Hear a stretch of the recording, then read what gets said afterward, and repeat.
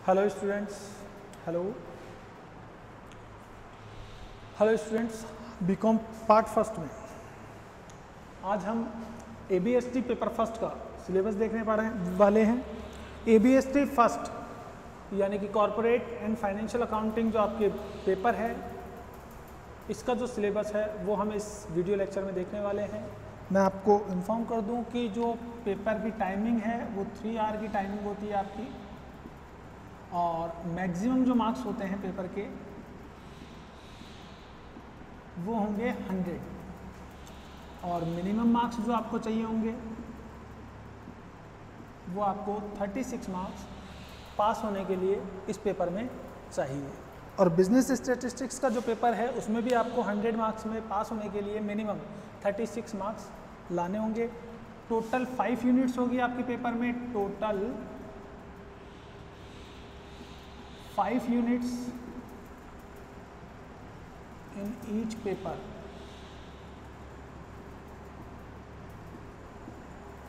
और 2 क्वेश्चंस होंगे in each unit. Number of question in each unit, हर एक यूनिट में जो क्वेश्चन होंगे वो होंगे 2। तो इस तरीके से 2 क्वेश्चंस होंगे और नंबर ऑफ यूनिट्स होगी 5। तो इस तरीके से आपको टोटल पेपर में 10 क्वेश्चंस मिलेंगे। जो एक पेपर है उसमें आपको 10 क्वेश्चंस मिलेंगे और हर एक क्वेश्चन 20 मार्क्स का होगा। 20 marks for each question.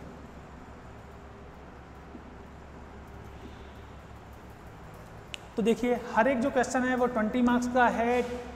Total हर एक यूनिट में नंबर ऑफ क्वेश्चंस जो होंगे वो 2 क्वेश्चंस होंगे हर एक यूनिट में, और टोटल यूनिट होगी आपके 5। तो 5 यूनिट होंगी, हर एक यूनिट में 2 क्वेश्चन होंगे, और इस तरीके से टोटल नंबर ऑफ क्वेश्चन आपके पास हो जाते हैं 10।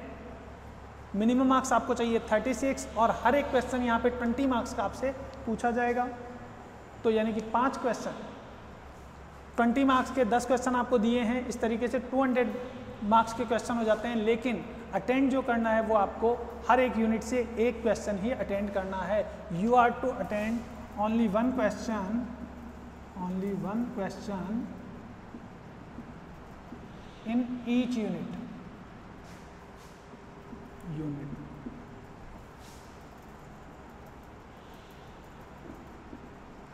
You are to give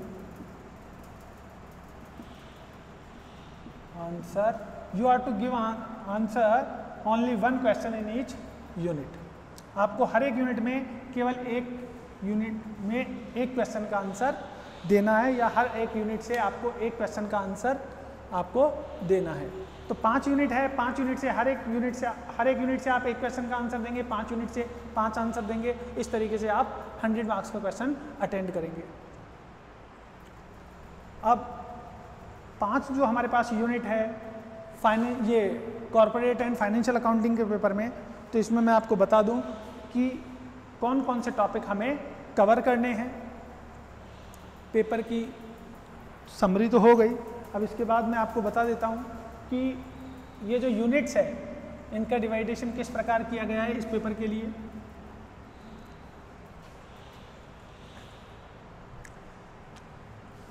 देखिए, मैं आपको बता रहा हूं कॉर्पोरेट एंड फाइनेंशियल अकाउंटिंग।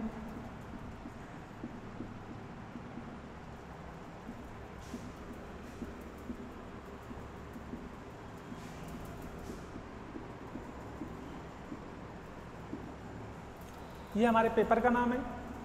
इसमें यूनिट फर्स्ट जो गिवन है उसमें हमें 4 टॉपिक कवर करने हैं। फर्स्ट जो हमारा टॉपिक होता है उसका नाम है accounting principle,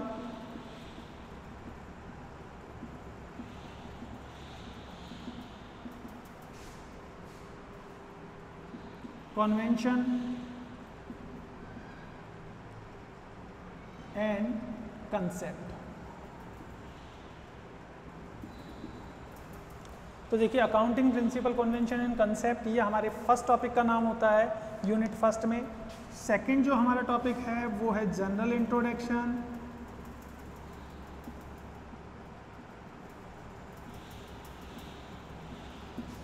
of Indian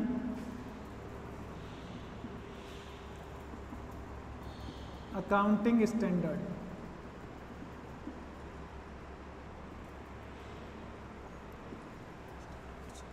general introduction of account Indian accounting standard AS1 and AS9। तो AS1 और AS9 ये हमें स्टडी करनी है। पॉइंट नंबर थर्ड जो हमारे पास है, टॉपिक थर्ड हमारा हो जाता है इशू ऑफ शेयर्स, और फोर्थ पॉइंट हमारा हो जाता है redemption of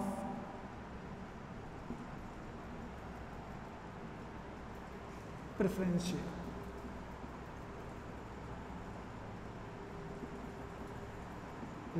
redemption of preference share. तो देखिए यूनिट फर्स्ट को तैयार करने के लिए हमें ये चारों चैप्टर या 4 टॉपिक हमें तैयार करने होंगे। इनमें से कोई भी 2 क्वेश्चन यूनिट फर्स्ट में आपसे पूछे जाएंगे और दोनों में से किसी भी एक क्वेश्चन का आपको आंसर देना है। हर एक क्वेश्चन 20 मार्क्स का होगा। दोनों में से केवल एक ही क्वेश्चन आप अटेंड कर सकते हैं जिसके 20 मार्क्स आपको मिलेंगे, और उसके लिए आपको ये चारों टॉपिक तैयार करने होंगे। तो मैं समझता हूँ कि आपको यूनिट फर्स्ट अब समझ में आ गई होगी। यूनिट अगर सेकंड देखें हम, तो यहाँ से यूनिट फर्स्ट में हटा देता हूँ जिससे कि आप यूनिट सेकंड और थर्ड को आप देख सकें। तो यहाँ से हम यूनिट फर्स्ट हटा देते हैं। ये यूनिट फर्स्ट है हमारी, आप इसको नोट कर लीजिएगा।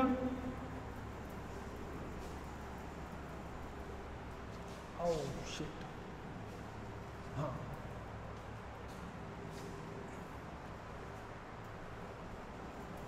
तो corporate and financial accounting,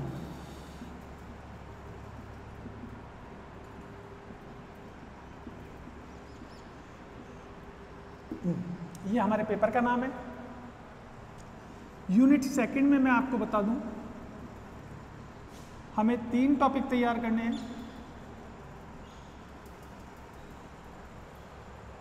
first हमारा टॉपिक हो जाता है acquisition of business,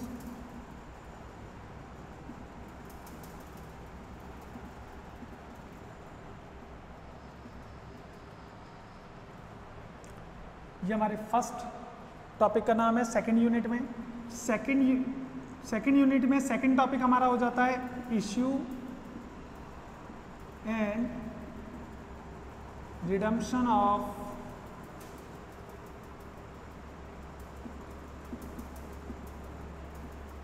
debenture.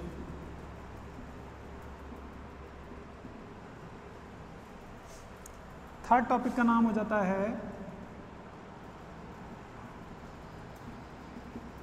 Underwriting of share and debenture.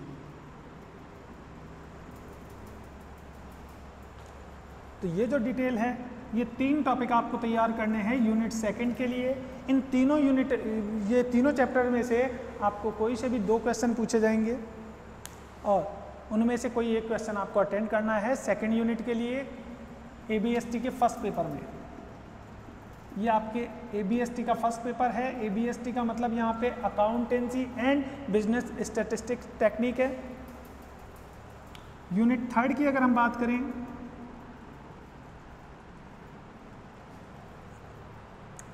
तो यूनिट थर्ड में आपको जो 2 टॉपिक तैयार करने हैं केवल, यानी कि हर टॉपिक से एक क्वेश्चन आपको आएगा, तो इजी यूनिट हो जाती है ये। तो फर्स्ट में आपके आ जाता है final account of companies,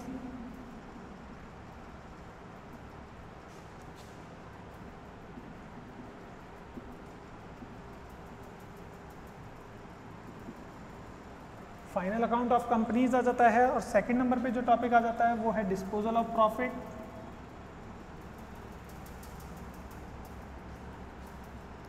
disposal of profits and issue of bonus share.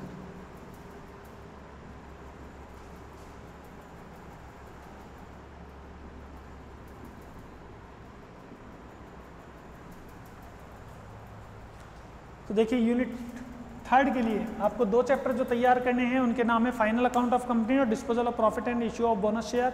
इन दोनों टॉपिक से आप एक एक क्वेश्चन पूछा जाएगा, दोनों में से किसी एक क्वेश्चन का आंसर आपको देना है 20 मार्क्स के लिए। फर्स्ट यूनिट, सेकेंड यूनिट और थर्ड यूनिट तीनों कंप्लीट करने के बाद हम यूनिट फोर्थ और फिफ्थ देख लेते हैं कि यूनिट फोर्थ और यूनिट फिफ्थ में आपको क्या तैयार करना है। ये यूनिट्स या ये जो सिलेबस है ये आप अपनी बुक में या कॉपी में नोट कर सकते हैं, जिससे जब भी ज़रूरत पड़ेगी आप इजीली देख सकते हैं, या फिर ये सिलेबस आप राजस्थान यूनिवर्सिटी की जो वेबसाइट है वहाँ से, ऑफिशियल वेबसाइट है वहाँ से डाउनलोड भी कर सकते हैं। बीकॉम फर्स्ट ईयर का सिलेबस वो उसी सिलेबस को देखकर ये यहाँ पे लिखा जा रहा है और वही आपके वैलिड सिलेबस है। तो अब यूनिट थर्ड तक हम देख चुके थे। यूनिट फोर्थ में मैं आपको बता दूं केवल 2 टॉपिक आपको तैयार करने हैं, वैल्यूएशन ऑफ गुडविल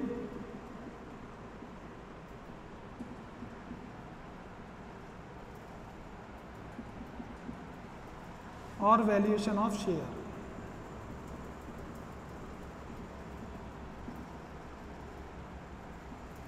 ये 2 टॉपिक तैयार करने के बाद आपकी यूनिट फोर्थ कवर हो जाएगी और इन दोनों चैप्टर्स में से एक एक क्वेश्चन आपसे पूछा जाएगा, दोनों में से किसी भी क्वेश्चन का आप आंसर दे सकते हैं 20 मार्क्स के लिए।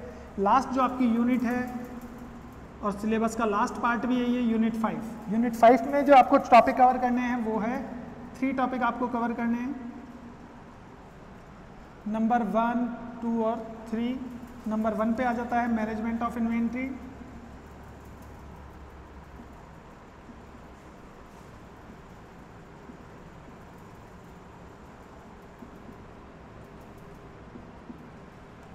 मैनेजमेंट ऑफ इन्वेंट्री के बाद सेकंड नंबर पे आ जाता है insurance claim,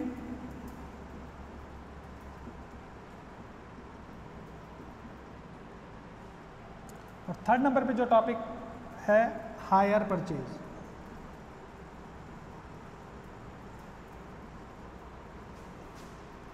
and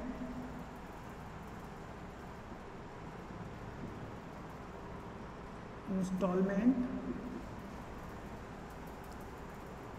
sale transaction.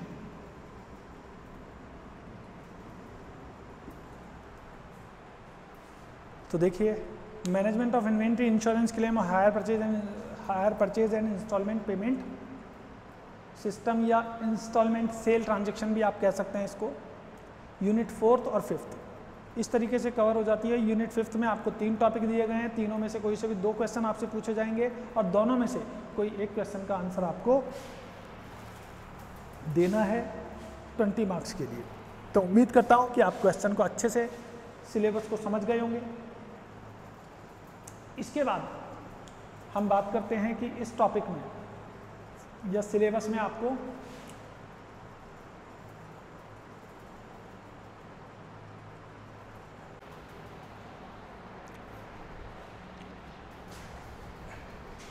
Hello students, तो आज हम जिस टॉपिक पे चर्चा करने वाले हैं उस टॉपिक का नाम है insurance claim. BCom part first के लिए ये वीडियो होने वाला है और कॉरपोरेट एंड फाइनेंशियल अकाउंटिंग ये हमारे पेपर का नाम है। और जो टॉपिक आज हम लेने वाले हैं वो है इंश्योरेंस क्लेम। तो ये टॉपिक जो सिलेबस लिखा हुआ है इसे चेंज कर देते हैं। तो देखिए इंश्योरेंस क्लेम के बारे में मैं आपको बता दूं, जो हमारे सिलेबस में है वो जनरली फायर इंश्योरेंस के बारे में है। जब बिज़नेस में बाई चांस आग लग जाती है जिसके कारण लॉस होता है स्टॉक का, फर्नीचर का, बिल्डिंग का, तो उसका जो क्लेम है उसको हम किस तरीके से प्रोसीड करते हैं, इंश्योरेंस कंपनी से क्लेम किस तरीके से जो क्लेम है उसको हम लेते हैं। तो इस चैप्टर में हम 3 चीज़ों के बारे में जानेंगे। First, stock claim for stock, stock insurance. Second, consequential loss insurance, और थर्ड नंबर पे कॉम्प्रेहेंसिव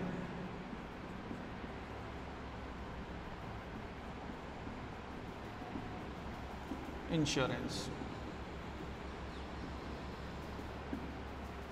तो देखिए क्लेम फॉर स्टॉक का मतलब यही है कि कोई भी बिजनेस हो बिना गुड्स के बिजनेस नहीं होता। जब गुड्स है और बाई चांस कभी आग लग गई और गोडाउन में जितना भी माल है वो हमारा कुछ लॉस हो गया उसमें से ड्यू टू फायर, तो उसका जो क्लेम है वो हम किस तरीके से प्रोसीड करेंगे आगे, और उसका जो क्लेम है वो इंश्योरेंस कंपनी से किस तरीके से पास करवाएंगे, वही हम क्लेम फॉर स्टॉक इंश्योरेंस में देखेंगे।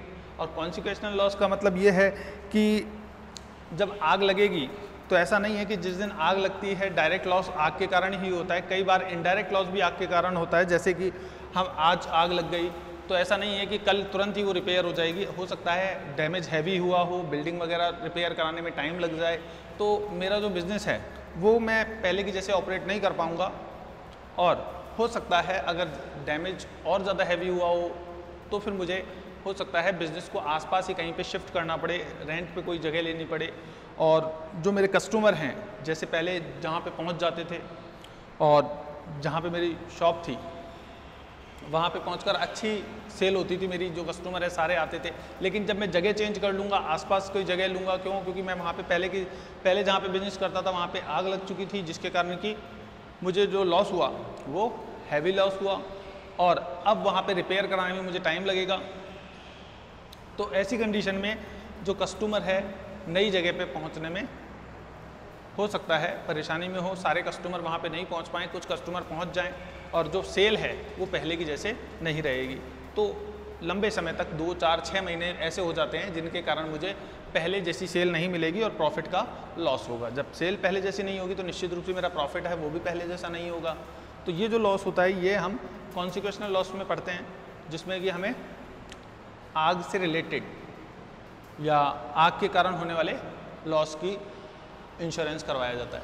फिर कॉम्प्रहेंसिव इंश्योरेंस है जिसमें हम केवल स्टॉक का इंश्योरेंस नहीं कराते बल्कि बिल्डिंग का, फर्नीचर का, या और जो असेट्स है बिजनेस की, कंप्यूटर वगैरह हुए, इनका भी हम इंश्योरेंस कराते हैं। तो उसका जो क्लेम है वो हम किस तरीके से प्रोसीड करेंगे इसके बारे में ये जानेंगे यहाँ पे।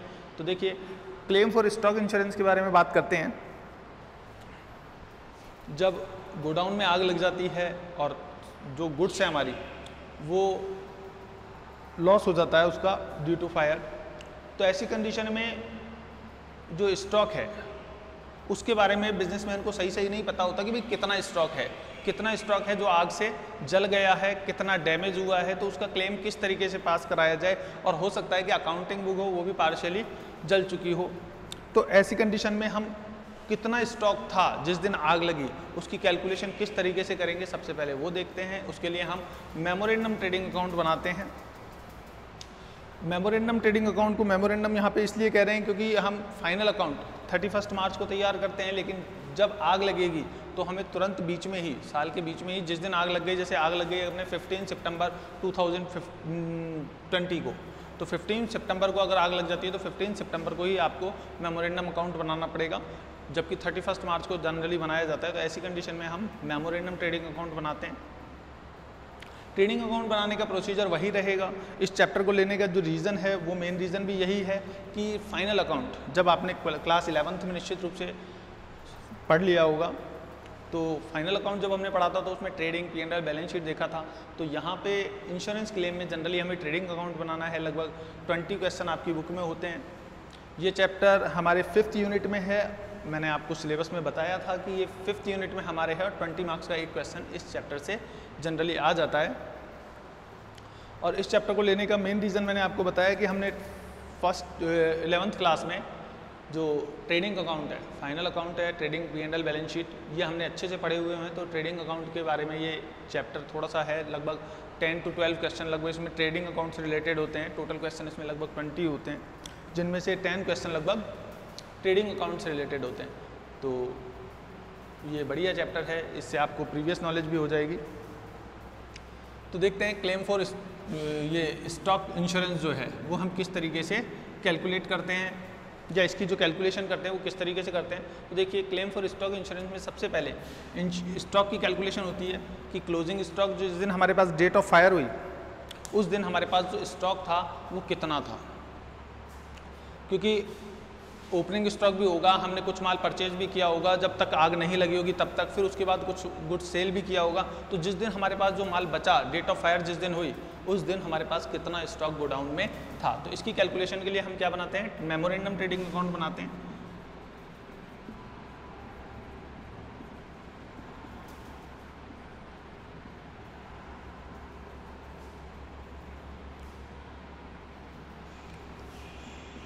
ये पर्टिकुलर हो जाता है आपके पास, अमाउंट हो जाता है, फिर से पर्टिकुलर और अमाउंट।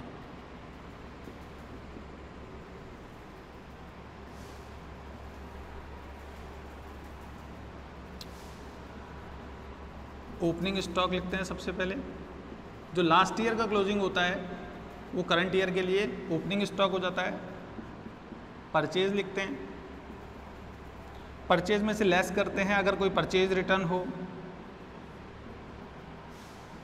कैरेज इनवार्ड जो डायरेक्ट एक्सपेंसेज है वो लिख देते हैं। वेजेज डायरेक्ट एक्सपेंसेज,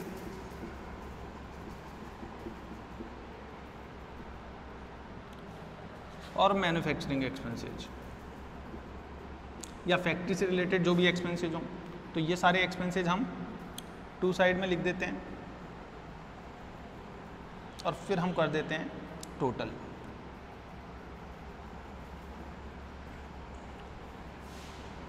सेम इसी तरीके से बाई साइड में करते हैं, ये टोटल आ जाता है आपका। और बाई साइड में केवल हम दो चीज़ें लिखते हैं, सबसे पहले लिखते हैं सेल्स, सेल्स में से लेस करते हैं सेल्स रिटर्न, और बाई साइड में हम लिखते हैं क्लोजिंग स्टॉक।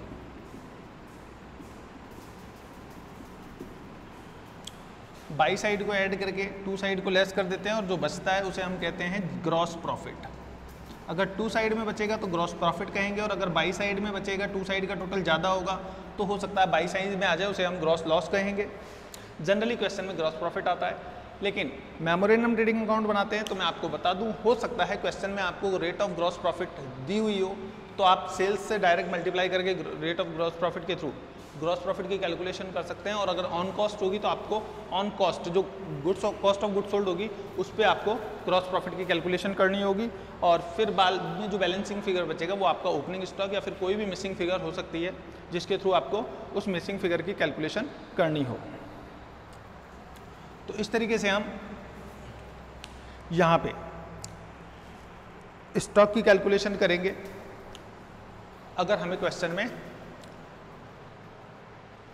ये स्टॉक नहीं गिवन होगा तो देखिए अगर बाई चांस जिस दिन डेट ऑफ फायर होती है उस दिन जो भी लॉस हुआ होगा स्टॉक का वो हम इस तरीके से मेमोरेंडम ट्रेडिंग अकाउंट बना करके कैलकुलेट कर सकते हैं स्टॉक को। स्टॉक को कैलकुलेट करने के बाद हमारा काम होगा कि हम ये पता लगाएं कि हमें लॉस कितने का हुआ, क्योंकि हो सकता है कि जो डेट ऑफ फायर हो उस दिन हमारे पास गोडाउन में 1 लाख रुपए का माल हो और फिर आग लग गई हो। तो ऐसा नहीं है कि सारा के सारा 1 लाख रुपए का माल जल जाएगा। क्यों? क्योंकि जब आग लग रही होगी तो क्या हम देख रहे होंगे? नहीं, निश्चित रूप से हम गुड्स को बचाने की कोशिश करेंगे, और जब गुड्स को बचाने की कोशिश करेंगे तो निश्चित रूप से हमने थोड़ा बहुत माल बचाया भी होगा। तो जितना माल बच गया वो तो हमें लॉस हुआ ही नहीं ना। तो अगर मान लीजिए हमारा जो स्टॉक है डेट ऑफ फायर के दिन वो 1 लाख रुपए का था और उसमें से हमने 21,000 का 22,000 का माल बचा लिया, तो बाकी जो बच गया वो लॉस हुआ, जितना माल आग से जल गया है, और जो बच गया है वो हमें लॉस ही नहीं हुआ। तो देखिए इस चीज़ को हम कैसे कैलकुलेट करते हैं। तो यहाँ पे आप हेडिंग डाल दीजिए कहीं पे भी, computation of loss by fire. फिर आप लिख दें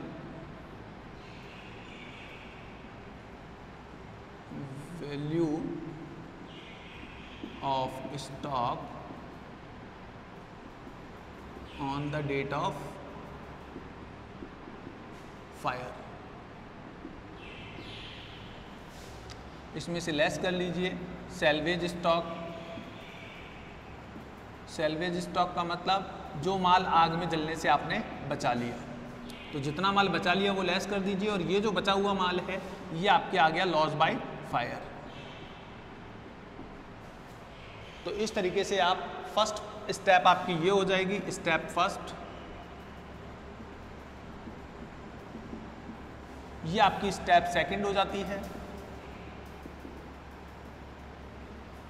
तो देखिए फर्स्ट स्टेप में आपने मेमोरेंडम ट्रेडिंग अकाउंट कैलकुलेट किया या मेमोरेंडम ट्रेडिंग अकाउंट प्रिपेयर किया, और उसके बाद आपने ये लॉस बाय फायर इसकी कैलकुलेशन कर ली। थर्ड नंबर पे आप कंपेयर करेंगे, compare stock value with policy amount.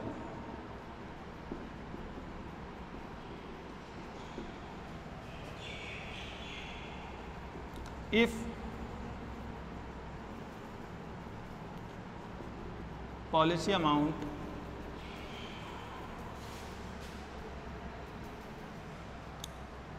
is more than the value of stock, then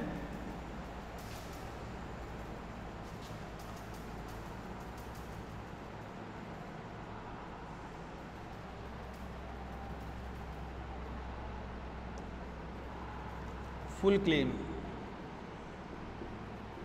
will be acceptable। देखिए यहाँ पे ए पॉइंट आपके काम का है।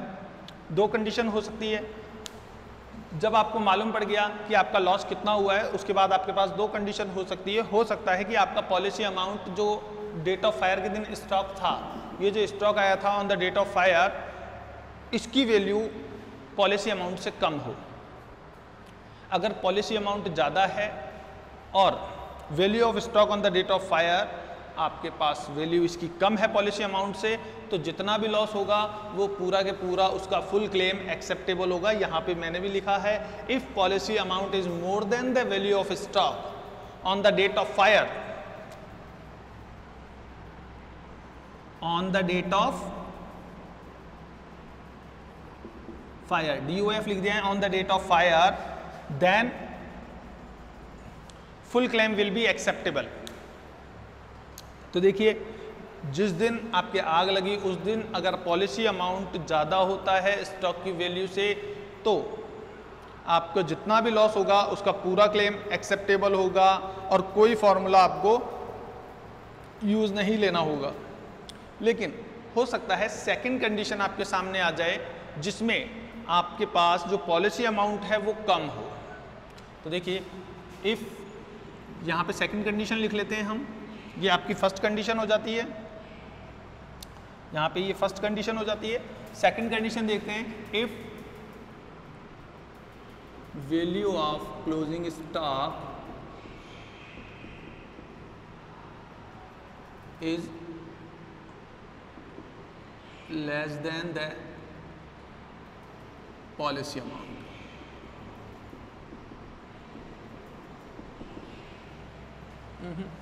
Sorry, if value of closing stock is more than the policy amount, then amount of claim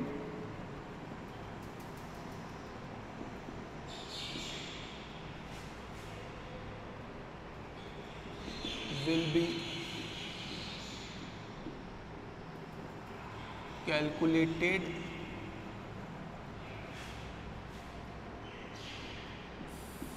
from the following formula। देखिए if value of closing stock is more than the policy amount, अगर closing stock की जो value है वो policy amount से ज़्यादा है। मैं फिर से बता देता हूँ, ये जो क्लोजिंग स्टॉक है on the date of fire, यहाँ पे आप इसको भी ऐसे भी कर सकते हो, if value of stock on the date of fire, if value of stock on the date of fire is more than the policy amount, अगर ये जो स्टॉक है on the date of fire, date of fire, जिस दिन आग लगी उस दिन अगर जो स्टॉक है उसकी वैल्यू आपकी पॉलिसी अमाउंट से ज़्यादा है, तो उस केस में आपको जो क्लेम है, एक्सेप्टेबल क्लेम है, उसको कैलकुलेट करने के लिए एक फार्मूले का यूज़ करना पड़ेगा। वो फार्मूला मैं आपको लिख देता हूँ। अभी तक देखिए मैंने नहीं लिखा है, अब मैं फार्मूला लिखने जा रहा हूँ। फार्मूला लिखने के लिए जगह चाहिए होगी, तो ये जो मैंने लिखा है इसको हम यहाँ से इरेज कर देते हैं। ये अब तक आपने लिख लिया होगा, नोट कर लिया होगा, और अगर आपने नोट नहीं किया है तो आप इस बोर्ड का स्क्रीनशॉट ले सकते हैं, और स्क्रीनशॉट लेने के बाद अपने कंफर्ट के अनुसार जब भी आपको टाइम हो आप उसको नोट कर सकते हैं। तो फिलहाल यहाँ से मैं ये इसको रिमूव कर देता हूँ।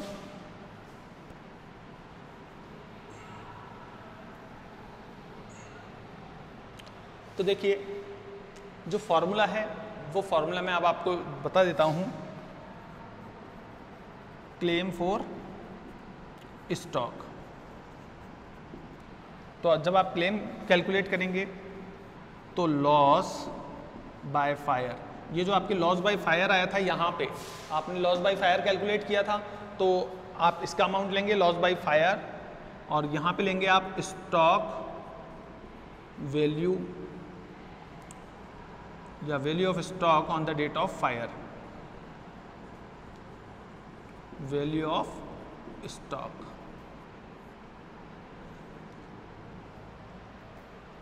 ऑन द डेट ऑफ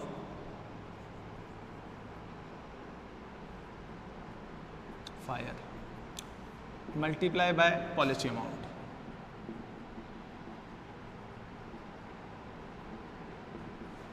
तो देखिए लॉस बाय फायर को आप मल्टीप्लाई करेंगे पॉलिसी अमाउंट से और डिवाइड कर देंगे value of stock on the date of fire का, तो इससे जो वैल्यू आएगी वो आपकी क्लेम फॉर स्टॉक होगी, उतने अमाउंट के लिए आप क्लेम कर सकेंगे।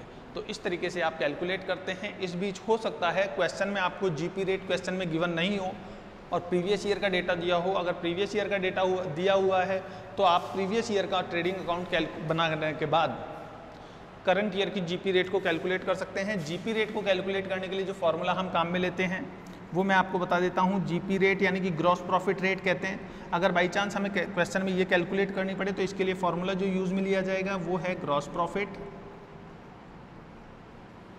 Upon sales. यहाँ पे सेल्स का मतलब नेट सेल से है, gross profit upon net cell multiply by 100। ये फॉर्मूला हम यूज़ कर लेते हैं अगर जीपी रेट यानी कि ग्रॉस प्रॉफिट रेट हमें कैलकुलेट करनी हो तो इस तरीके से क्लेम फॉर स्टॉक आप कैलकुलेट कर सकते हैं और ग्रॉस प्रॉफिट रेट के थ्रू आप ग्रॉस प्रॉफिट की रेट कैलकुलेट कर सकते हैं। अगर बाई चांस क्वेश्चन में निकालने पड़ जाए, कुछ क्वेश्चन ऐसे होंगे निश्चित रूप से जिनमें हमें ग्रॉस प्रॉफिट की रेट कैलकुलेट करनी होगी। कई बार क्वेश्चन में होता है हमें gross cost of goods sold calculate करनी पड़ती है। तो यहाँ से अब ये सारी चीज़ें मैं इरेज कर देता हूँ जिससे कि हम क्वेश्चन भी आगे बढ़ सकें और इसको भी हम सॉल्व कर सकें।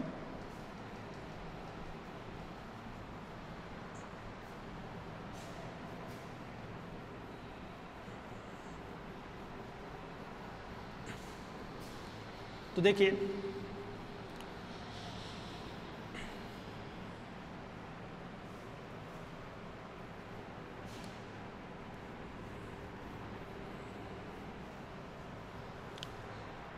हो सकता है हमें क्वेश्चन में कभी cost of goods sold calculate करने की जरूरत पड़ जाए। अगर कॉस्ट ऑफ गुड्स सोल्ड आपको कैलकुलेट करने की जरूरत पड़ जाए तो आप सेल्स माइनस जीपी के through, sales minus gross profit, इस फॉर्मूले के through cost of goods sold की कैलकुलेट कर सकते हैं। और हो सकता है सेल्स भी क्वेश्चन में गिवन नहीं हो, ग्रॉस प्रॉफिट भी गिवन नहीं हो, या सेल्स या ग्रॉस प्रॉफिट दोनों में से कोई भी चीज़ गिवन नहीं हो और फिर भी आपको cost of goods sold calculate करनी पड़े। तो ऐसी कंडीशन में cost of goods sold calculate करने के लिए आप एक दूसरा फॉर्मूला है उसको भी यूज़ कर सकते हैं। आप कॉस्ट ऑफ गुड्स सोल्ड के लिए opening stock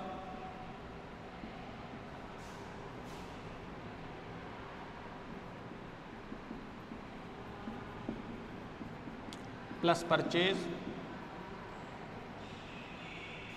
plus direct expenses. ये जो ट्रेडिंग अकाउंट में हमने एक्सपेंसेज लिखे थे सारे डायरेक्ट एक्सपेंसेज थे, इन सबको ऐड करके आप क्लोजिंग स्टॉक लेस कर देंगे तो भी आपका कॉस्ट ऑफ गुड्स सोल्ड हो जाएगा। तो कॉस्ट ऑफ गुड्स सोल्ड को कैलकुलेट करने के लिए दोनों फार्मूले हैं, दोनों में से आप कोई सा भी फार्मूला यूज कर सकते हैं। दोनों ही फार्मूले के थ्रू हम ये cost of goods sold calculate कर पाएंगे। तो हो सकता है बाई चांस किसी क्वेश्चन में इन दोनों फार्मूले को यूज़ करना पड़े, इसलिए मैंने ये लिख दिए हैं, आप इनको नोट कर लीजिएगा। अब बात करते हैं, देखिए इन्फॉर्मेशन हमें किस तरीके से गिवन होगी। तो इन्फॉर्मेशन हमें क्वेश्चन में किस तरीके से गिवन होगी, उसके लिए मैंने आपको ये एक क्वेश्चन लिखा हुआ है यहाँ पे, आप इस क्वेश्चन को रीड कर सकते हैं और इस क्वेश्चन की जो डिटेल है मैं आपको बता देता हूँ जिससे आपको इसको समझने में आसानी हो। देखिए ये क्वेश्चन स्टार्ट होता है हमारा यहाँ से। ये इन्फॉर्मेशन अब तक आपने नोट कर ली होगी, तो इस वाली इन्फॉर्मेशन को मैं यहाँ से हटा देता हूँ जिससे आपको पढ़ने में आसानी हो।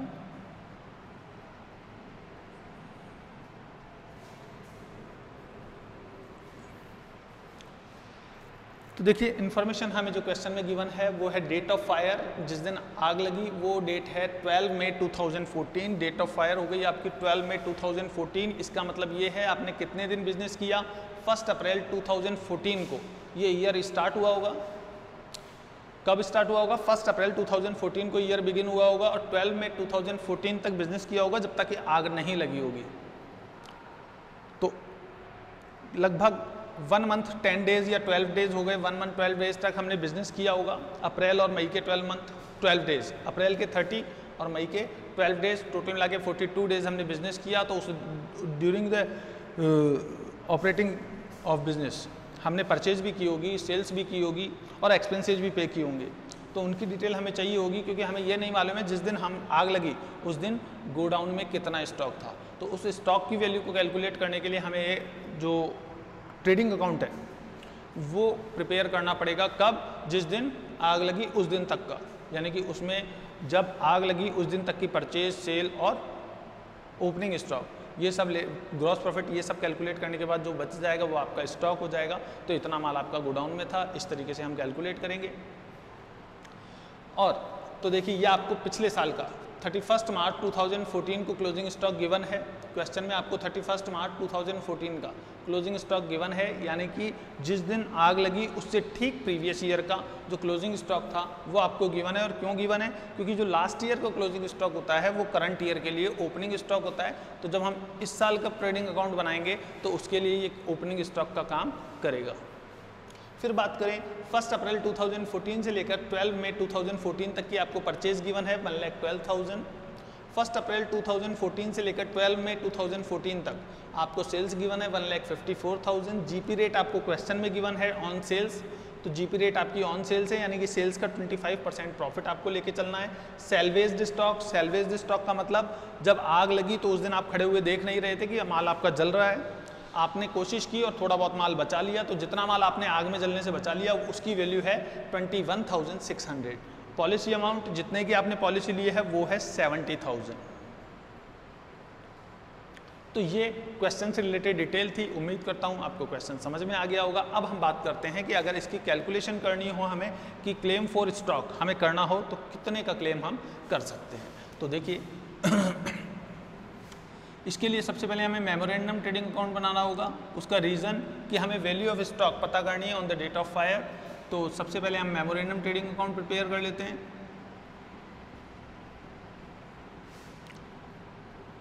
ओपनिंग स्टॉक लिखेंगे,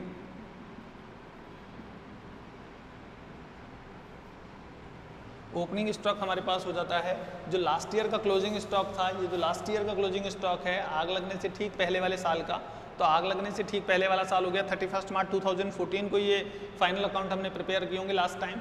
तो इसका जो क्लोजिंग स्टॉक है वो करंट ईयर के लिए ओपनिंग स्टॉक हो जाएगा 83,500।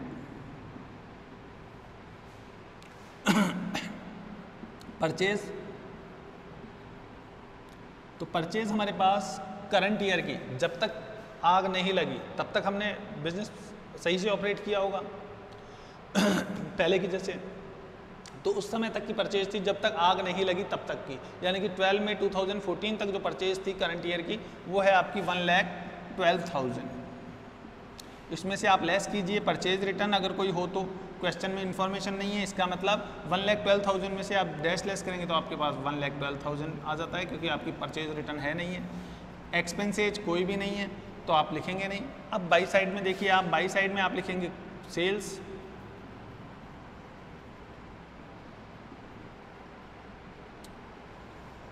हमारे पास सेल्स है, सॉरी कितनी है आपके पास 1,54,000, तो 1,54,000 आपके पास सेल्स हो जाती है।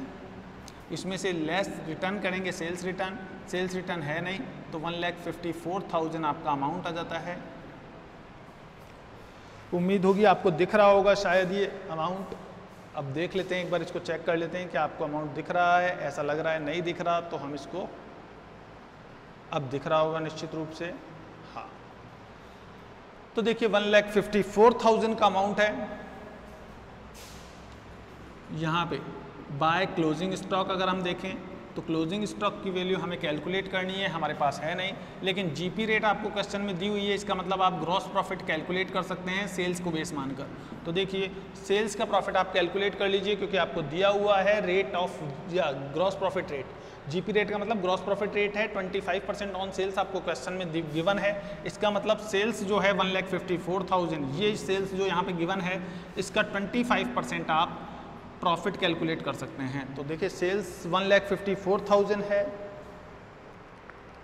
इसका 25% जब आप कैलकुलेट करेंगे तो 38,500 ये आपका ग्रॉस प्रॉफिट आ जाता है। अब आप 83,500 प्लस 1,12,000 प्लस 38,500 इन सबको टोटल करेंगे तो 2,34,000 ये आपके पास टोटल आ जाता है। इस टोटल में से आप बाई साइड को लेस कर दीजिए, यानी कि सेल्स को, तो 2,34,000 में से 1,54,000 लेस करोगे तो 80,000 ये जो आएगा ये आपका स्टॉक हो जाता है on the date of fire, on the date of fire.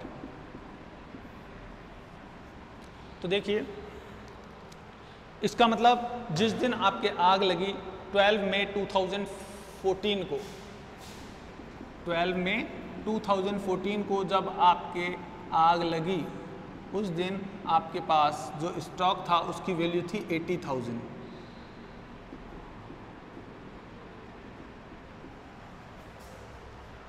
अब सारा के सारा माल जल गया क्या? बिल्कुल नहीं। तो कितना बच गया और कितना जल गया ये देखना पड़ेगा। तो इसके लिए देखिए हम कैलकुलेशन कर सकते हैं। सेकंड स्टेप जो हमारी थी, फर्स्ट स्टेप कंप्लीट हो चुकी है। इसको अगर आप नाम देना चाहें तो ये अमाउंट, ये इसका नाम हो जाएगा पर्टिकुलर, ये अमाउंट हो जाएगा, इसका नाम फिर से पर्टिकुलर हो जाता है और ये हो जाता है अमाउंट। तो देखिए पर्टिकुलर अमाउंट ये इस साइड में डेबिट साइड में हम एक्सपेंसेस लिख देते हैं, बाई साइड में हम इनकम को ट्रांसफ़र कर देते हैं। सेकंड स्टेप जो हम लेंगे उसमें हम कैलकुलेट कर लेते हैं कंप्यूटेशन ऑफ लॉस। तो computation of loss by fire. तो देखिए इसमें वैल्यू ऑफ स्टॉक लिखेंगे सबसे पहले, वैल्यू ऑफ स्टॉक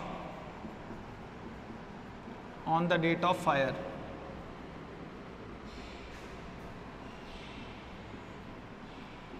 वो हमारे पास स्टॉक था 80,000 का।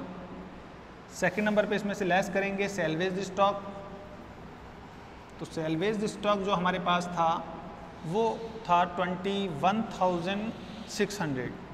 क्वेश्चन में इंफॉर्मेशन दे रखी है, देखिए सेल्वेज स्टॉक है आपका 21,600, तो आप इसको लेस कर देंगे, बाकी जो बच गया वो आपका लॉस हो गया। तो 80,000 में से 21,600 लेस करने के बाद 58,400 का लॉस बता रहा है। 58,400 का ये जो लॉस हुआ है ये आपको फायर के थ्रू हुआ है। तो लॉस बाय फायर आपका आ गया 58,400। अब आप कंपेयर करेंगे, तो कंपेयर करेंगे किससे? कंपेयर करेंगे 70,000 से, यानी कि पॉलिसी अमाउंट से। तो देखिए पॉलिसी अमाउंट से जब कंपेयर करेंगे तो किसको करेंगे? Value of stock on the date of fire, यानी कि ये जो आपने वैल्यू निकाली है स्टॉक की, ये वाली वैल्यू, इससे आप कंपेयर करेंगे कि पॉलिसी अमाउंट कम है या ज़्यादा। अगर पॉलिसी अमाउंट ज़्यादा होता तो जितना भी लॉस हुआ है पूरा के पूरा क्लेम मिलता। कब मिलता? अगर पॉलिसी अमाउंट ज़्यादा होता। If policy amount is greater than on the from the closing stock, अगर आपका पॉलिसी अमाउंट क्लोजिंग स्टॉक से ज़्यादा है तो हम किसी भी फॉर्मूले को यूज़ नहीं करते और ये जो लॉस है इसका पूरा क्लेम आपको मिल जाता 58,400। लेकिन हमारे केस में सेकंड सिचुएशन है, कौन सी? हमारा जो वैल्यू ऑफ क्लोजिंग स्टॉक है वो ज़्यादा है और पॉलिसी अमाउंट कम है, तो इस केस में हम फॉर्मूले के थ्रू आपको क्लेम फॉर अमाउंट की कैलकुलेशन करेंगे। तो थर्ड स्टेप हमारी आ जाती है क्लेम फॉर स्टॉक या amount claim claim for amount, claim of stock. तो देखिए कितने के लिए क्लेम करेंगे हम, तो यहाँ पे हम लिखेंगे लॉस बाय फायर। तो लॉस बाय फायर आपके पास है कितना? 58,400 अपॉन स्टॉक या value of stock on the date of fire, value of stock on the date of fire multiply by policy amount. तो पॉलिसी अमाउंट हमारे पास 70,000 है, 58,400 का आपको लॉस हुआ है। Value of stock on the date of fire आपके पास 80,000 है जो आपने मेमोरेंडम ट्रेडिंग अकाउंट के थ्रू कैलकुलेट की है और पॉलिसी अमाउंट आपका 70,000 है जो आपको क्वेश्चन में गिवन है। तो जब आप इसको सॉल्व करेंगे तो आपका अमाउंट ऑफ क्लेम आ जाएगा। तो अमाउंट ऑफ क्लेम आपका हो जाता है 58,400 डिवाइडेड बाई 80,000 मल्टीप्लाई बाय 70,000, ये हो जाता है 51,100। तो ये आपका अमाउंट ऑफ क्लेम आ जाता है, अमाउंट फॉर क्लेम 51,100। तो इस तरीके से आप कैलकुलेट कर सकते हैं अमाउंट ऑफ क्लेम। उम्मीद करता हूं कि ये जो क्वेश्चन है ये आपको समझ में आ गया होगा और इस क्वेश्चन के थ्रू अब आप इस चैप्टर की अदर प्रॉब्लम्स को सॉल्व करने की कोशिश कर सकते हैं। और अगर आपको इस चैप्टर में कोई क्वेश्चन हो जिसमें प्रॉब्लम हो तो आप उसको हमें कमेंट के थ्रू बता भी सकते हैं। निश्चित रूप से हम उस प्रॉब्लम को जल्द से जल्द सॉल्व करके आप तक वीडियो पहुंचाने की कोशिश करेंगे। थैंक यू गाइज, फिर मिलते हैं, सी यू सून।